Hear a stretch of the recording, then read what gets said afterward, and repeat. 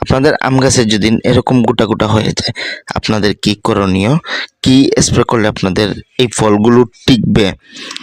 এর জন্য আপনারা ফ্লোরা স্প্রের সাথে আপনারা প্ল্যানোফিক্স NAA আপনারা এটা স্প্রে করবেন। এর সাথে আপনারা বুরন স্প্রে করবেন। প্ল্যানোফিক্স NAA যেটা আপনারা 4 লিটার পানিতে 1 মিলি, আর বুরন আপনারা স্প্রে করবেন 1 গ্রাম প্রতি লিটার পানিতে।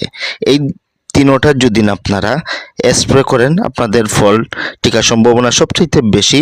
যেমন আমি আবারও বলি, ফ্লোরা এবং প্ল্যানোফিক্স প্লাস বুরন, এই তিনটা যদি আপনারা স্প্রে করেন আপনাদের, আর যদি ফ্লোরা আপনারা স্প্রে করেন 1 লিটার পানিতে 2 মিলি, আর প্ল্যানোফিক্স যেটা NAA এটা হইল কি 4 লিটার পানিতে 1 মিলি, বুরন 1 গ্রাম প্রতি লিটার পানিতে।